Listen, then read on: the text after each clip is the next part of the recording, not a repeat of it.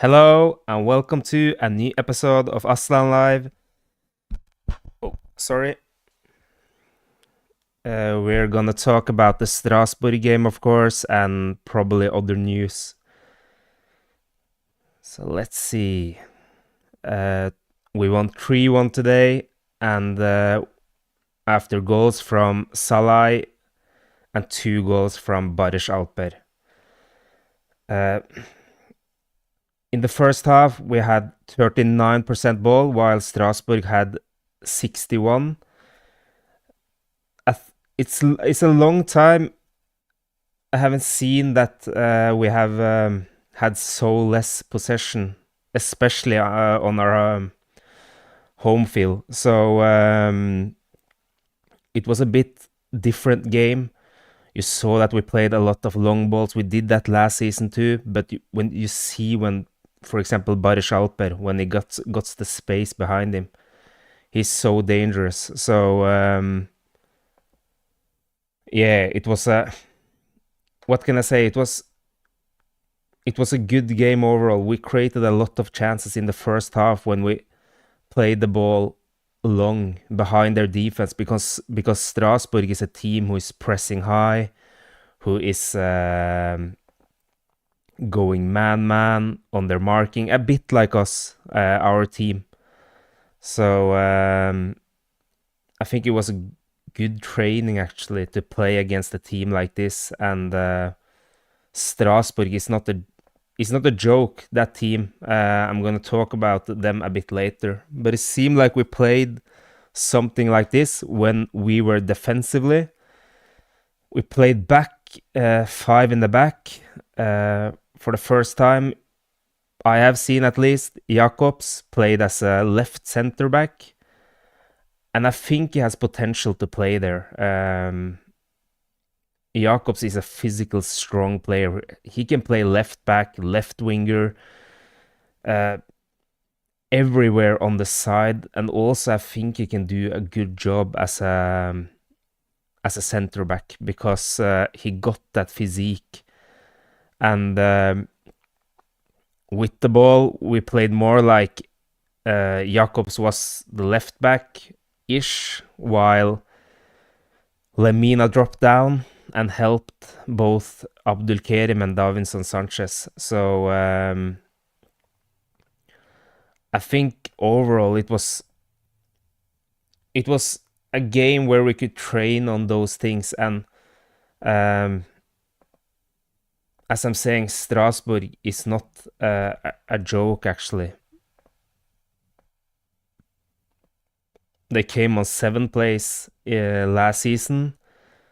They were only 3 points behind the Champions League spot, and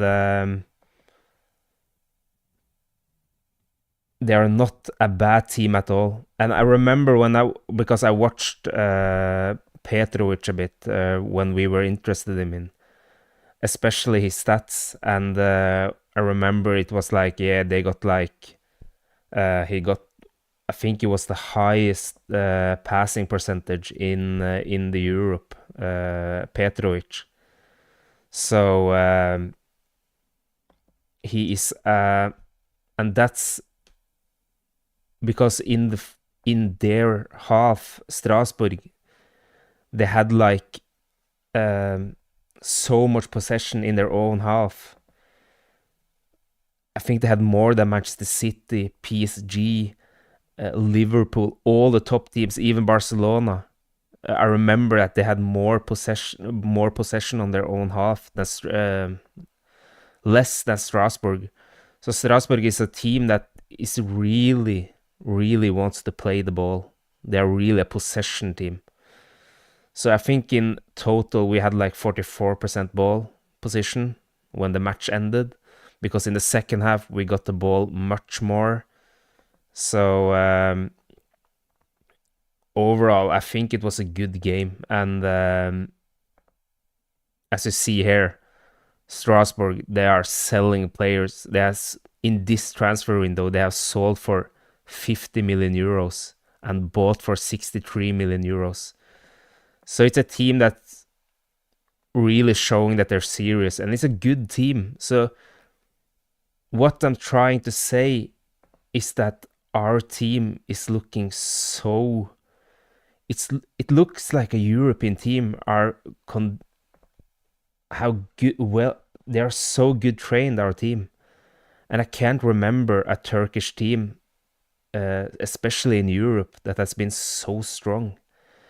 Of course, we were good in the Europe League, we were good in the Champions League when we played there, but I think we just looked so much more solid. They created two chances, I think, and the both of them came when we tried to build up.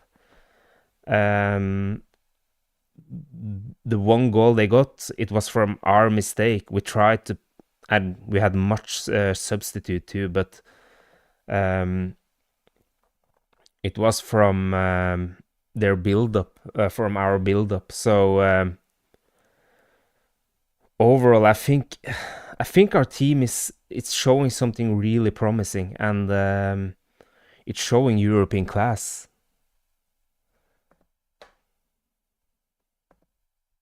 Especially this guy, Barış Alper. He was so good today. Barış got his faults, he got his weaknesses, but he's once again showing how important he is, how physical he is, how strong he is, how fast he is. Uh, of course, in a game like this, when Strasbourg is giving so much space away behind their defense, of course, it's a dream for Barış Alper to play against those types of teams. Um, Ahmet Kuducu even came to some chances behind the defense. So um,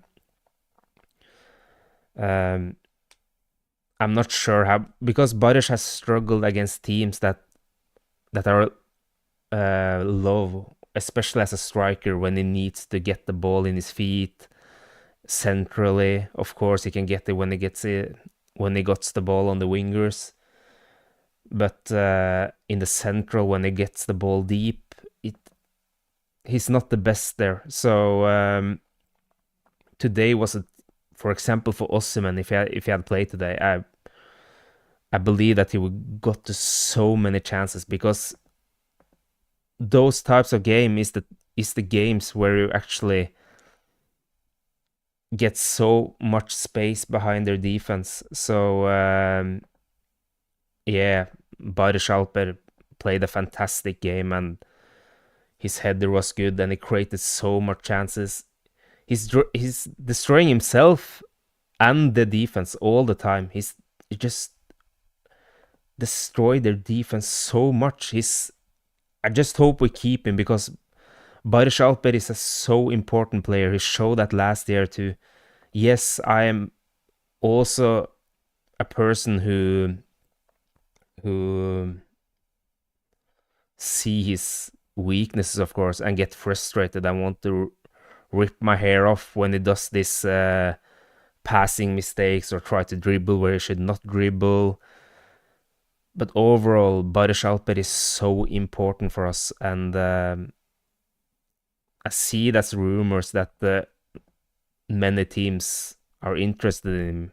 Okan Hoxha said that in interview yesterday, that like every teams keep asking about him, and that they got a really big offer from a Premier League team in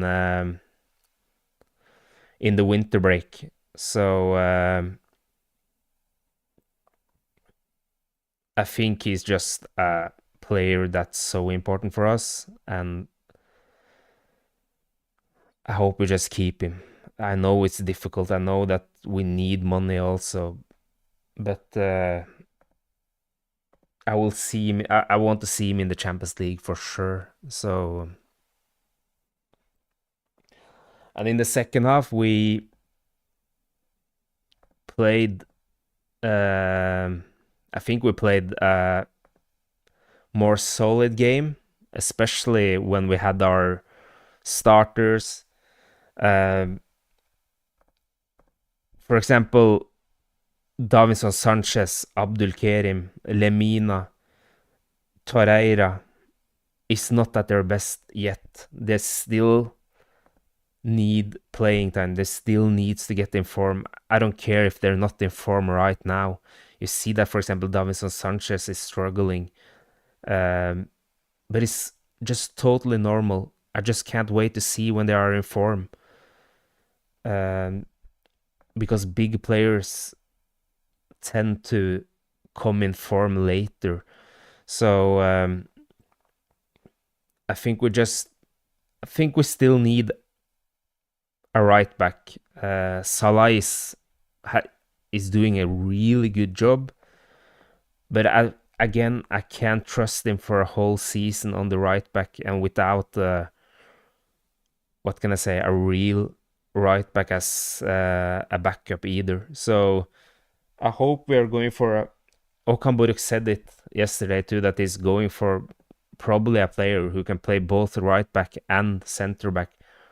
For example, Singo, Pavard, Akanji, that type of center back slash right back. So he is. We just need to wait and see. But I hope we're gonna finish it soon, because now it's not long until the league starts either.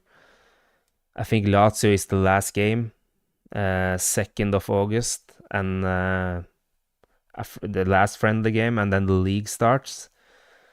So, and we still need a goalkeeper. But yeah, this guy debuted for us today, Leroy Sane. I think he did really well. He played as a right winger, and he's just so fast, Leroy Sane, and he's so dangerous player. He's and I watched a bit of his games actually. I watched him as against Estepoli with Bayern, and a bit against Italy for Germany. And Sané he's so extremely fast. He's a combination player. He's not the exact type as Jonas Akkun, the playmaker type, I think at least. I think he's much more like combination player, playing 1-2, and he's not like Zaha either. He's not like dribbling much. He of course he can dribble. He's a really good dribbler, but he's also a smart player. He sees that when he can't dribble, he passes in. He has a high passing rating on the opponent's half. So he's just a really good player, and he does one thing I like about him. He plays the ball and he's running straight into in behind the defense. He always makes a new run. So I will say he is a combination player, combination passer, Leroy Sané. I don't think he's the exact type of playmaker as from what I've seen. And one thing I really liked about him, I just watched him in 2 games. But in those 2 games, he's a really disciplined player. He's running home. He's not the most aggressive player, but he does what the team wants. He makes the high press. He is tracking back when he needs to. And we need to remember, Leroy Sané would not have survived Manchester City or Bayern München if he had not been a solid player, if you know what I mean, like in the defense also. And played 70 games for Germany. So Leroy Sané is he's like an assassin, I think. He's just so quick in those first meters. He's just so dangerous. So Leroy Sané is a fantastic player, I think. I don't think we understand how a wild player he is, to be honest. I'm not even aware of it right now. You know, Bayern München wanted to renew his contract. Arsenal was interested. Tottenham was interested. So, but the one thing, I hope he's gonna play winger. And Okan Hoxha also said this on goal or on the Sky. They took it from goal.com, took it from Sky, where Okan Hoxha says he can play in all wing positions, including the center. The priority is for him to play in our wing positions. If we need, he's also willing to play in the center. I think he should play more as a winger because he needs to use his pace. And again, I'm saying it again. I don't think he's the playmaker type. Yes, he is extremely quick. He is good with his feet. But again, and we saw it today, so maybe I'm wrong too. But he got that. I think he should be more like a winger. That's what I'm saying. And he can probably play as a attacking midfielder too, and almost be like a shadow striker. But again, he's not a Mertens type. We all know that probably. But I'm just glad that Okan Hoxha also sees that yes, he should be used as a winger. So I'm really, really happy to see Leroy Sane. And as you see here, Leroy Sane is a, let me see, like this.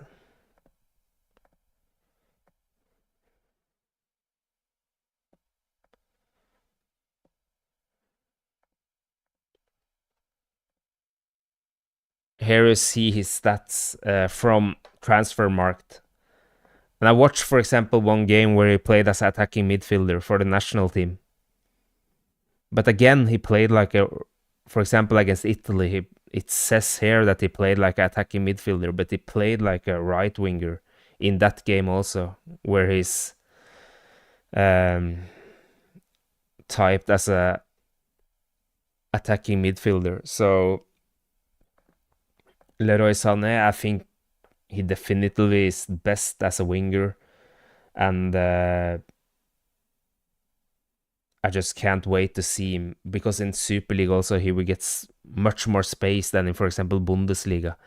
And if he gets space behind the defense, he will be so dangerous. He will be so extreme for us. So yeah, Leroy Sané is I think it is a huge signing. So but again, as you see here, he played a lot of games as a left winger. He's really a left-footed player also. So yeah, Leroy Sané, he was really good today also. I think he had a really good, he played like 15 minutes, and he had just trained with us one day. So we need to wait and also see him in form. So I hope we're gonna see more minutes against Lazio next week. But also we need to be a bit we can't rush it too much either. And this picture is so class, and yeah, we got a really, really strong squad right now, and I think we are showing European class. So yeah, and Icardi didn't play today. Osimhen didn't play today. Sanchez need to come in form. Abdulkarim needs to come in form. We're probably going for a new right back, even though Salah played a really good game.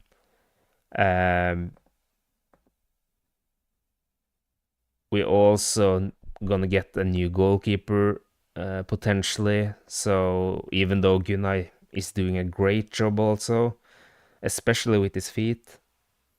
So overall, I think it was a really strong game. We have been so good in the friendlies, so I'm a bit. Uh, I'm not sure how. Yeah, it's a bit scary also because we've always been bad in the friendlies. So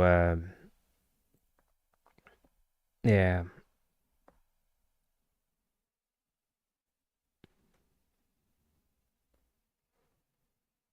Okay, Okan Buruk had an interview yesterday also on TVBU,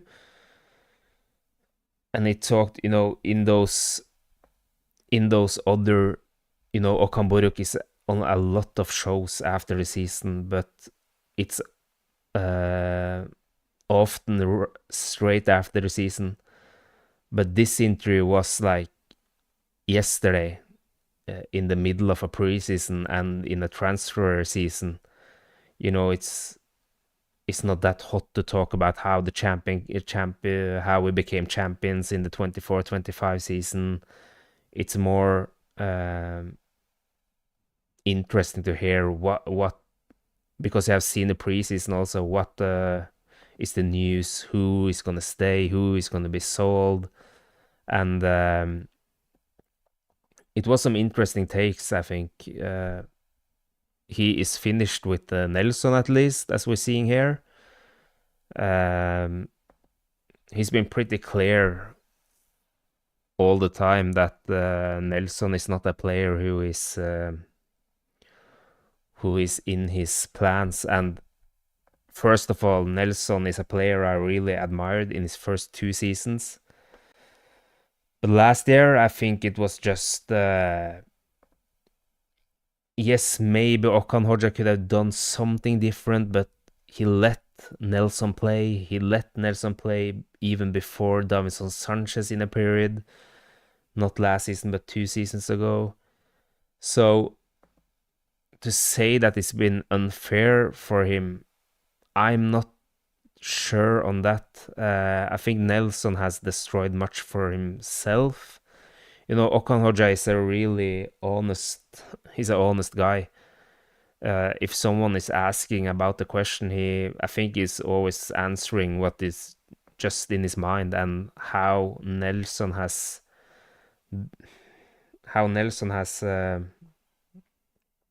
been operating is not professional at all. And you're like expecting the Scandinavian players to be really professional. And I think and I know this is a bit harsh for Nelsson, I think, but I think it was to have Nelsson in the beginning of Jelert's Galatasaray career. I don't think that was good for Jelert either, because all of that negativity from Nelsson, and when you're coming to a new country, the one guy you're talking with is your fellow national, uh, a guy from your fellow nationality. So I think that negativity, even if you don't want to care about it, it will set a mark on you. And Jelert, I'm not saying that Nelsson is the reason why Jelert was not performing, but I don't think he did it any easier, because that should be the case. But with the negativity Nelsson shown the whole last season, and not just what Okan Hoxha said, like he needed to go on toilet or something when he was going to be subbed on. I'm not sure what it was. It just took him so long time to get on against, I think it was against Malmö in the European League, and just seemed so uninteresting. And we've seen all of those rumors that he has not shown any interest in the preseason this season either, and just shown really negative body language also. We can see it. We saw it when he even came in as a substitute last season, or even the games he played. So Nelsson, yeah, sorry, but we can't have a player who is dragging down others and the team. So yeah, he's linked to some Italian teams. He's linked to, I saw he was linked to Samsunspor, to Göztepe. Um, I just don't hope we are like selling him to, for example, Besiktas or something. We should, of course, if they are bidding the highest, but you should try to avoid that because you don't want to send a good player to your rival team. I saw, for example, one Galatasaray journalist, I think it was Haluk Yürekli, who said like, yeah, Besiktas should probably try to sign the Nelsson. Why not? And we should not sell our players to our rivals, I think at least. You saw what Napoli did with Osimhen, putting on clausel that he cannot be sold to an Italian team in 2 years. So of course it's a big difference between Osimhen and Nelsson, but you should probably do that something around that with this guy Kerem Aktürkoglu, because now he's linked to Besiktas. He just scored against Fenerbahce also. So, but when you're selling him for, I think it's 11 or 12 million euros, put on that clause or something that he can go to another Turkish team. I know that many are really, many has really different opinions about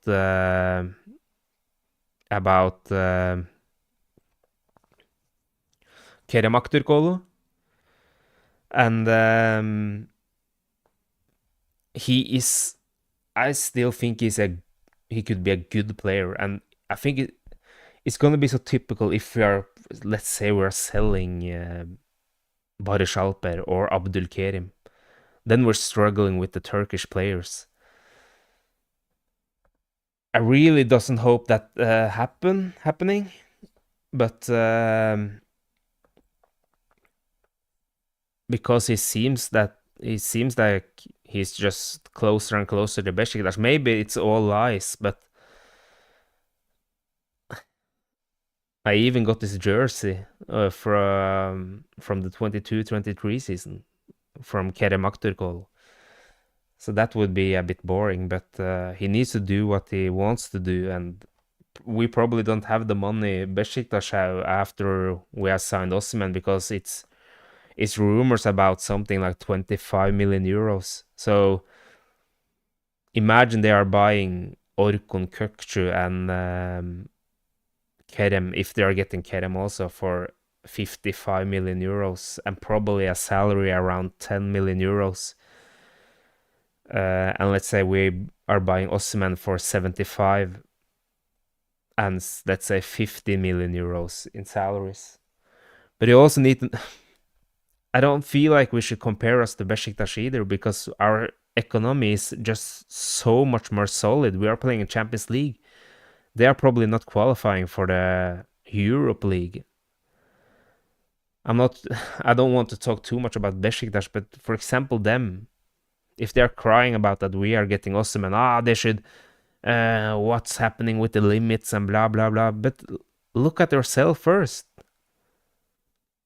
When we did I said this in the last episode also, when we did the capital increase, we got 230 million euros. I don't remember what Besiktas got on their last capital increase. Let me see that just fast again, because it's not anywhere near what we got. Yeah, 41 million euros Besiktas got on their capital increase. So we just can't compare us to them. So, but yeah, it's a bit boring to see those rumors about Kerem Aktürkoglu. But again, if we are keeping Yunus Akgün, Barış Alper, Leroy Sané, and we got Salah also, we should probably not go for another winger. So, yeah.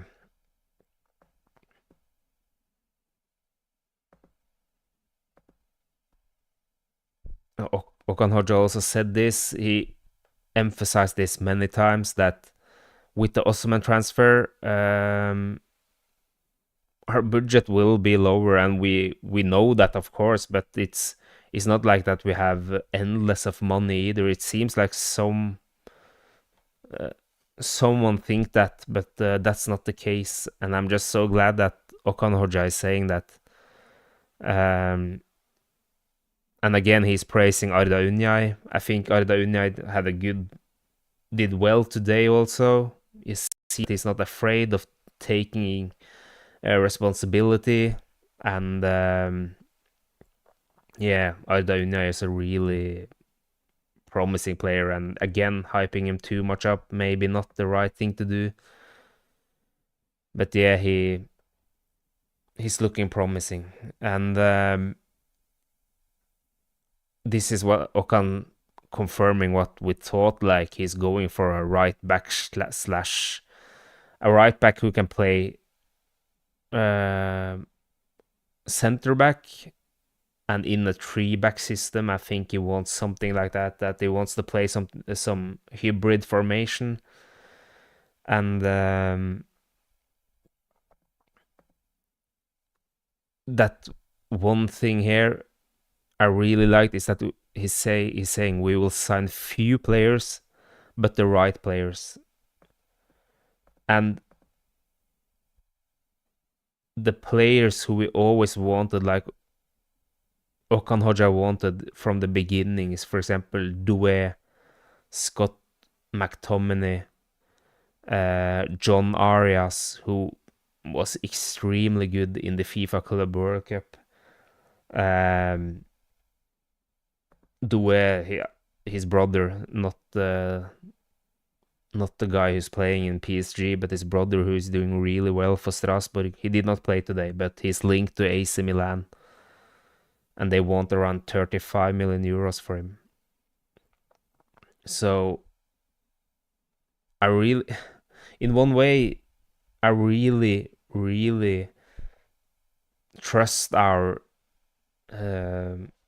scout system, our Okan Buruk's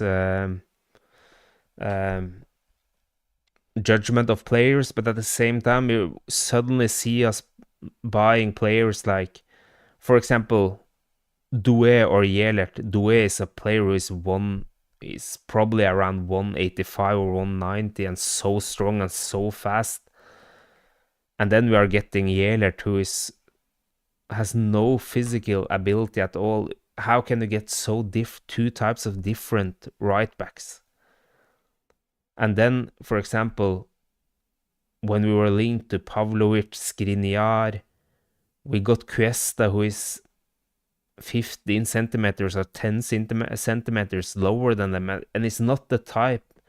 He's just so more different type. So I just hope they're really stubborn on the types they want. And Okan Hoxha also said that about Angelino, that he was so sure that Angelino would perform for us, but unfortunately he didn't, and we need to look more at the types of player instead, and that's so important. For example, on the right back or the center back, he needs to have physique. For example, Sacha Boey type of right back, because the way we are playing, our fullbacks need to have the physicality. You're seeing that Jakobs and Eren, who is physical, Salai, who is physical to be a winger, they are playing well. Sacha Boey, for example, are playing well as a fullback. So I think we should go for that type at least.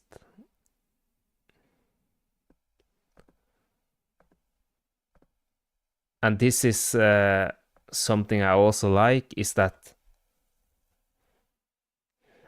our goalkeeper list had tall, slow goalkeepers, but we didn't want them. He want more like a libero or a sweeper keeper who can run out, and because our team is standing so high, usually, then they need a goalkeeper who can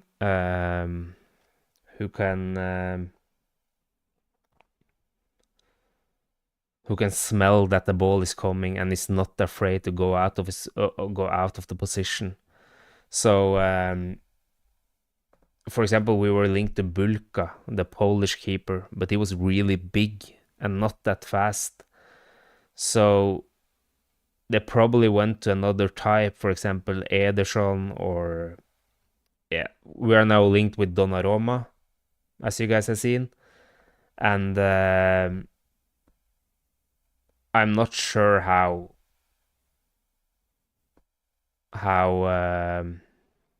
true that is, but yeah, at least our ambitions are really high. So here it should be 5 stars, but yeah, anyway. I'm not sure how realistic that is to be. I heard that our bid is 20 million euros plus 7 million euros, and that PSG want around 35 million euros, and that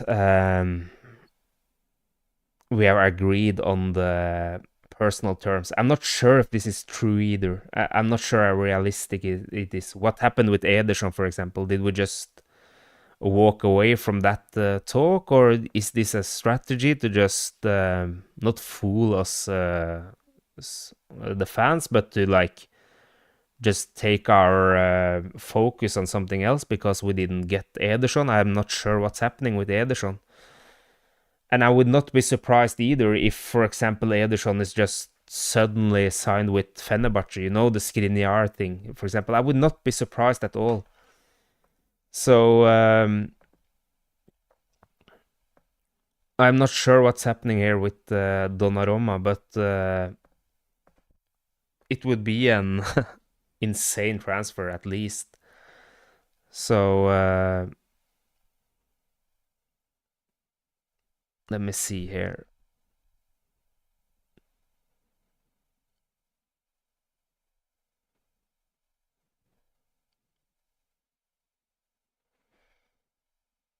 Yeah, but it's just like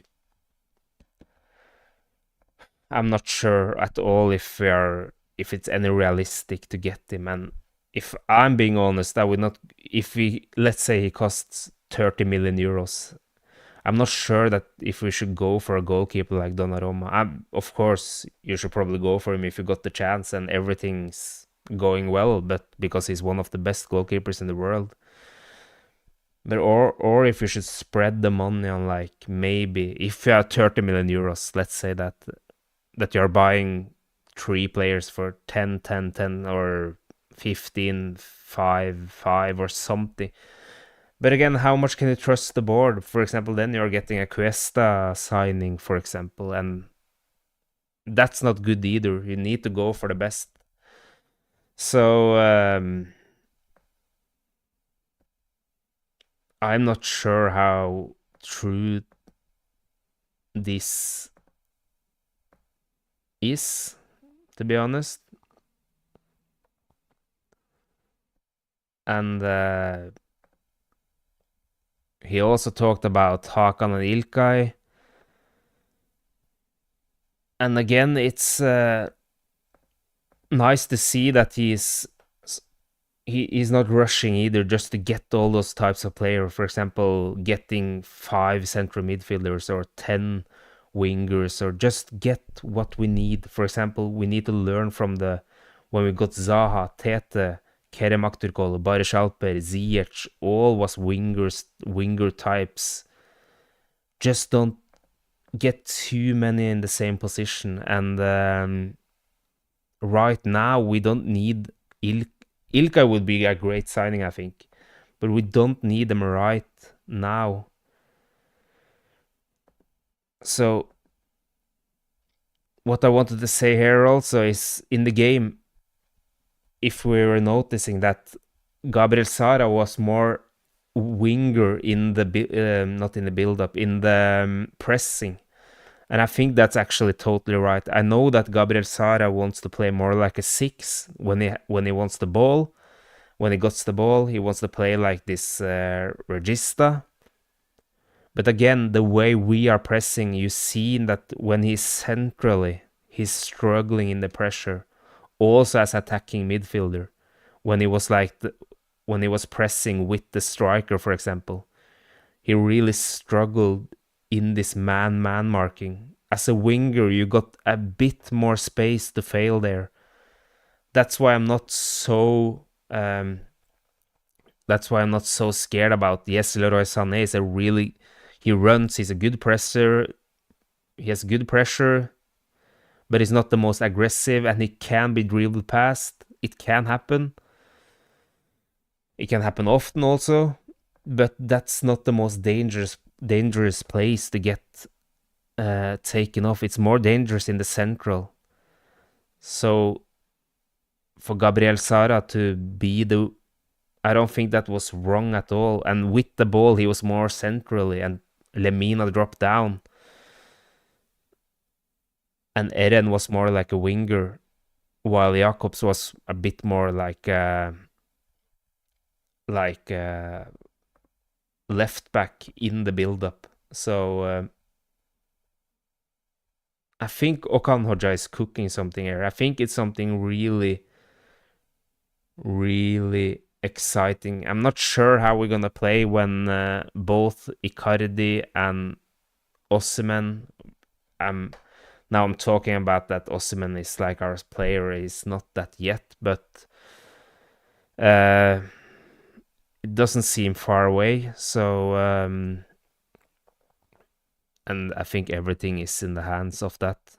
That everything is gonna be okay there. I hope so. But I'm not really sure how we're gonna play at all. So and I think it would be more right to play like a 4-3-3. That's the way I was most comfortable last year when we played 4-3-3 with or a 4-2-3-1 with Gabriel Sara, who was more like a link up with the midfield. And again, I'm saying this after that I said that it's good that he also presses the fullbacks, for example, but I think we're gonna play more like four. I'm not sure, but like I think it's gonna be more like a 4-4-2, where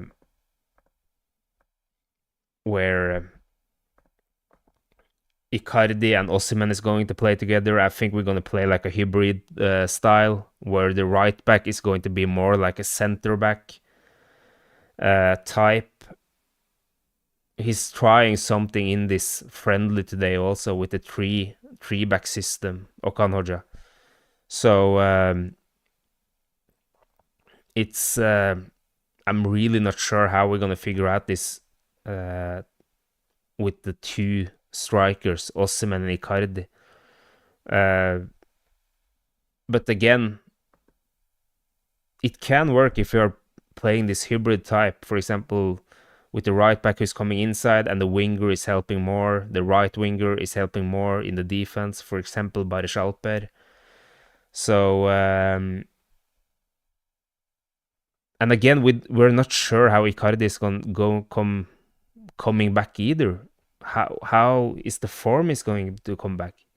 He's in a critical age also, Icardi. We're not sure if his knees can play Champions League games, Super League games, Champions League games, really intensive games, because again, we are playing really intensively, man style. And that's really tough for the players. So I'm not sure if he can play like all those games either. Of course, Mauro Icardi in form is a great player. I'm not saying anything else. And I think Okan Hoxha will try to make it work in some way. But how? I think the solution, at least I think the solution for it to work is to have a right back who is almost like a center back and who is really physical. like a Davinson Sanchez type of player. So because otherwise we will struggle a lot especially in Europe. So we need to have that. What can I say? The link to that we are strongly defensively when we have those attackers. And I can't wait to see, for example, Leroy Sané play with Mauro Icardi, and of course with Osimhen also, but with Mauro Icardi, because you saw Harry Kane is a bit the type of Mauro Icardi, I think, who is good in the build-up, his meeting, and they had like a really, really good chemistry, both Leroy Sané and Harry Kane. And I think that's going to be the case with Icardi also. So I just hope Okan Hoxha is putting him, if we're going to play 3-4-1-2, for example, and Leroy Sané is attacking midfielder, I think he's going to be more like a shadow striker and be like him and Icardi will probably meet a bit more, while and maybe when Icardi is meeting, Leroy Sané will take that the space behind, because Leroy Sané is so fast in those first meters. He is also really fast in the longer distance. But in some way, I think it's gonna work there also. So and he can drift a bit to the sides also. Leroy Sané and Icardi taking the space in the midfield. No, in the final third behind the lines, while Victor Osimhen you can make spaces for each other. Let's struggle with that. Okan Hoxha said that let's have those problems instead of if we have those types of problem that we are having too many good players. That's a good sign, I think. So and Okan Hoxha is correct on that. Arda Ünyay was asked, he had an interview on YouTube Cuttle, on our YouTube Cuttle, that Van Dijk and Thiago Silva were important to him, but he was forward back then, and you can see it a bit. I said it in the previous videos that Arda Ünyay has this winger type, or like a quick winger type of body. He's built like that. He got the agility, he got the quickness.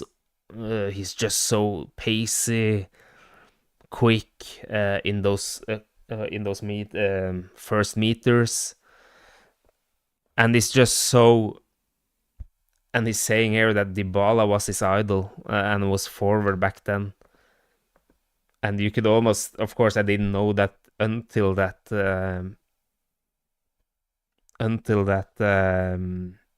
interview, but it was a bit like, when they are saying it, it's like, yeah, that makes sense. And I think Arda Ünyay as I said, he did a good job today also. I think he's such a promising player, but he needs to play also. Arda Ünyay, he needs to get playing time, and I'm not sure how much he's gonna play for us. But again, he got the mindset. He takes the responsibility. For example, a long pass he played to Salah. He's not afraid at all, Arda Ünyay, and he's not afraid to win those duels. He's not afraid to go high, standing behind his defender. No, his attacker. He's just the thing I like most about Arda Ünyay is his mindset, to be honest. He's just so, and of course his physical part. He's so fast, agility, strong. So to have those types of strength, I'm not sure how long we're gonna keep him. If he's gonna play, I can't hype him too much up. So but we got a gem in our hand. So Yeah, I can't wait for the season to start either, because now we're playing against Lazio, and then we are playing as Gaziantep away, I think, in our first game. Let me see. Let me see. Yeah. So in the 8th of August we are playing our first league game. It's not far away, our first league game. So yeah, it's gonna be really exciting. And Barış Alper had a let me see here. Barış, who I think was the man of the match, who played a great game. Barış is yeah, fantastic player. And what did he say? Very big players are joining the team. We respect them. We are also good players now. We are also good players now. We are trying to contribute something to them. We respect their careers, but we are not bad players either. And yeah, he's totally right. He was our best player today. And he is mentioning the Turkish players are also very talented. And we cannot achieve success individually. And that, yeah, it's so correct what Barış Alper is saying, and that's so important to remember. You cannot achieve success individually. Everyone is fighting as a team. There's a lie. There's the boss. There's a lot of players. I respect their careers, but as said, you cannot go anywhere individually. So, and I think that's gonna be. I don't think that's gonna be a problem, to be honest, because we got this. Because with Leroy Sane coming in, he's already coming into a team that has got so the harmony in our group is so nice. The harmony in our team is so good. The chemistry is so good. The fans' connection is so good. Our Okan Hoxha, the staff is doing a great job.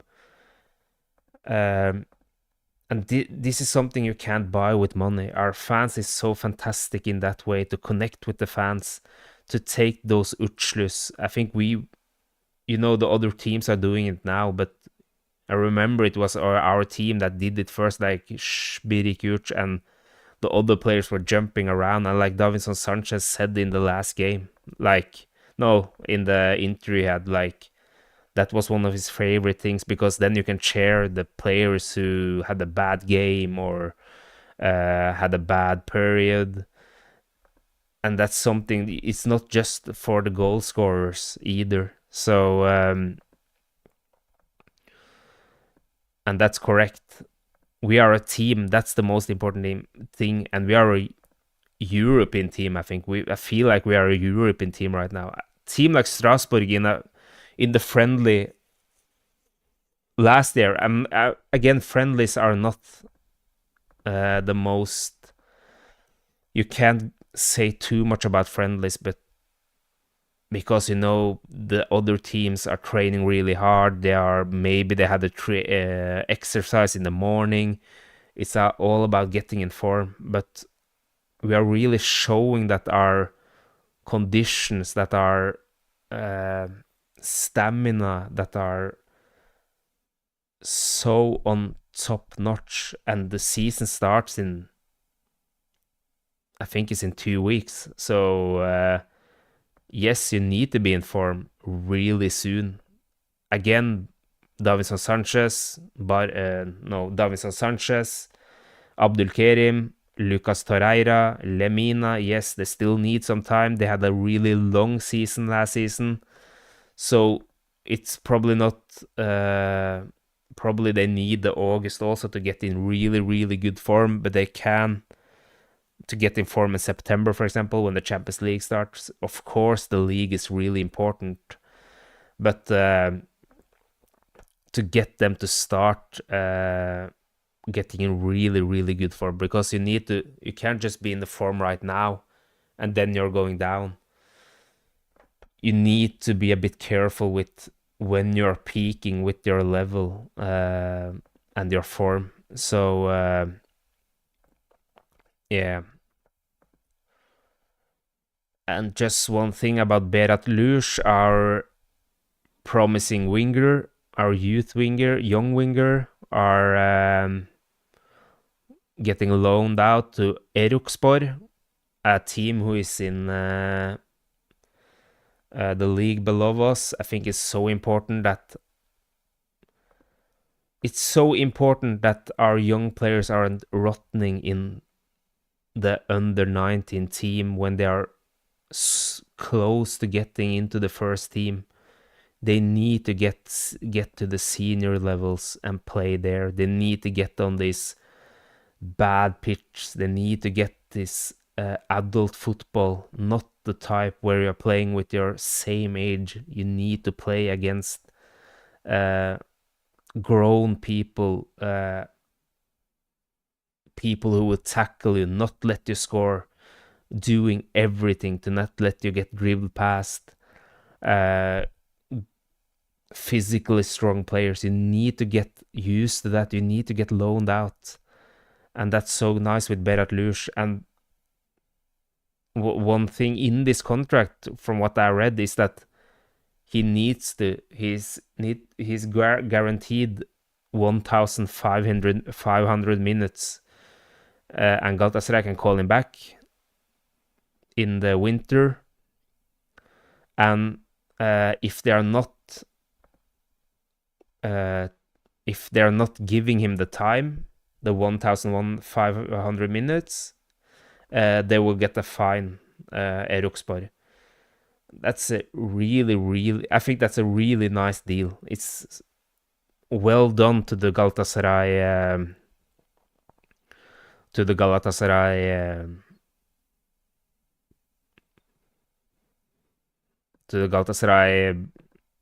who's dealing with the deals, because you need to take these types of clauses in them if they're really wanting them. Of course, when you're getting out on loan, you need to get playing time also. So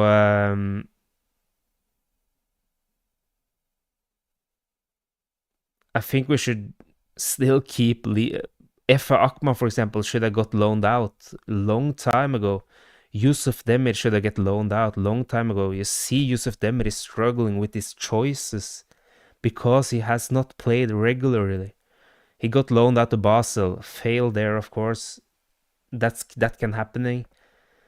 But he needs playing time, the young players. What has Eyüp Aydın done in the squad and not playing anything? And these players rejected loan to get loaned out. Yusuf Demir, Eyüp Aydın. Why? This is your most important age to play, get minutes. Look at Yusuf Demir, who struggling, clearly has a really big potential, I think. But his choices is not good enough at all, because he has not came in these situations enough in a long time, because he has not played. So that's naturally. So we need to get better to loan those players out. And I think that's with Arda Ünyay too. If he's not getting playing time, he needs to get loaned out. Of course, if he gets he plays in the league sometimes, of course that's nice. Then he's training with us and he's still very young. But you can't just let them get the cup, the first round in the cup, and then just sitting on the bench. That will harm more than it would make good.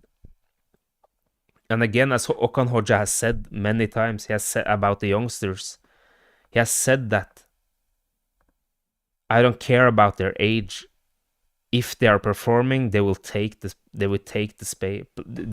place. And again, when you're playing in a big team, you can't develop players. I know that sounds a bit strange, but you can't just put on 3 or 4 youngsters and let's say we are losing 2 games in a row. They will get booed. Their confidence will get low. We'll lose the games. And again, teams like Real Madrid, Barcelona. Okay, Barcelona is a bit extreme, but their youngsters is at the extreme level also. But Barcelona, forget them. Real Madrid, Manchester City, PSG, they're not letting 18 years old, of course they're letting the best 18 years old in the world getting playing time.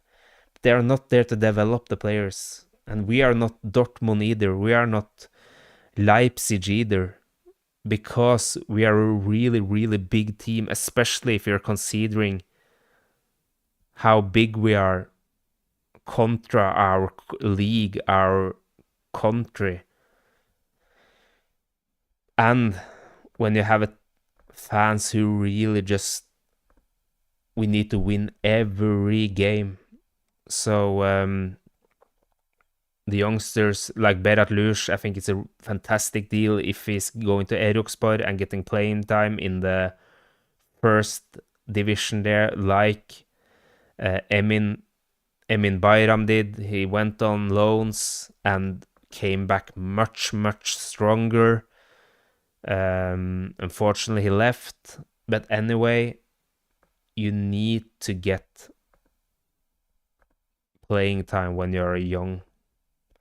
Let me see, is it something else?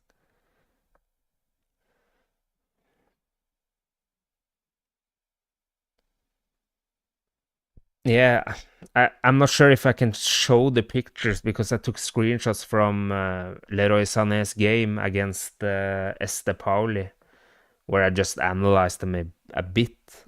But